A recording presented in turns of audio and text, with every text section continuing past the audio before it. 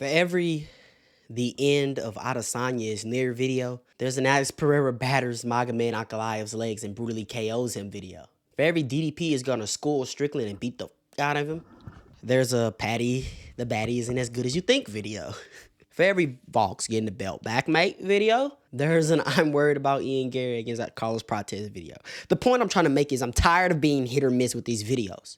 But the truth of the matter is we have a tough matchup to call. I don't want to sound like a fence sitter in this video. I will have a definitive breakdown, but I won't be betting on it. And I'm saying that because for every solo fight video that I do, I 100% always bet on the side that I'm predicting. But this time, the confidence isn't there to do so. But let's get into it. I was watching my GOAT, Lucas Tracy, talk about this fight. He picked JDM, but his reasoning was what really got me thinking. Let's take a listen. For a while, man, I was going with Belal. JDM has a granite chin. There's a reason why JDM is famous for the grit down. There's a reason why I nominate JDM to be the guy to fight the gorilla. Not the first guy. JDM should be the fifth guy to fight the gorilla because once you've sacrificed 5 people, then you have someone that's really able to TO. But the thing that I'm saying is, if JDM doesn't get the KO in the first 4 rounds, it's going to the 5th. You get what I'm saying? And I think that 5 rounds is a lot of time to have cool, calm, and collected, no kicks, Jack Della Maddalena, who doesn't throw any meat on his punches.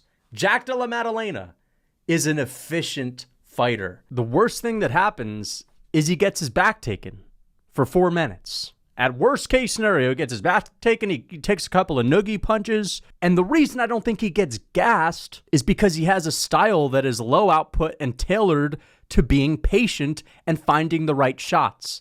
And it's weird. That's weird because his reasoning is the exact reason why I'm hesitant to pick a JDM. Obviously, JDM is a guy where it only takes 1 clean shot, and if you're hurt in front of him, he's going to close the show. I truly believe that in an Ilia Topuria fashion. But if he is low output, what stops Belal from doubling his strikes, not letting him get a rhythm, and forcing JDM to start late and behind?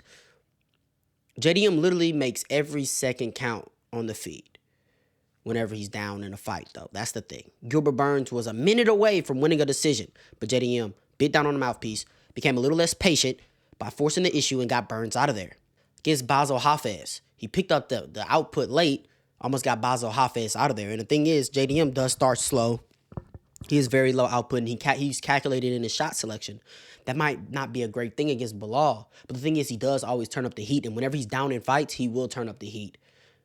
And it's gonna, all of a sudden, it's much harder to push him back, and it's much harder to keep the center, and he's putting you on the back foot now. And it's interesting because Belal, you really don't know what style he's gonna come into this fight with. I don't personally. He says he's gonna box, but Belal talks a lot, right?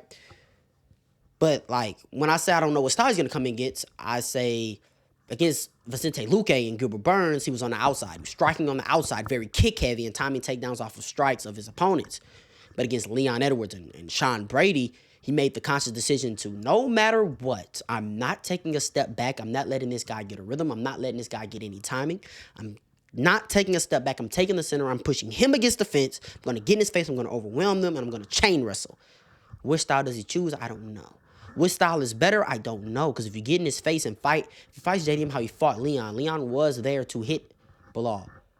Eventually, JDM's going to plant his feet and go for a shot. And Belal's style in that fight was he'll take one to give you his 3 or 4 and then chain wrestle.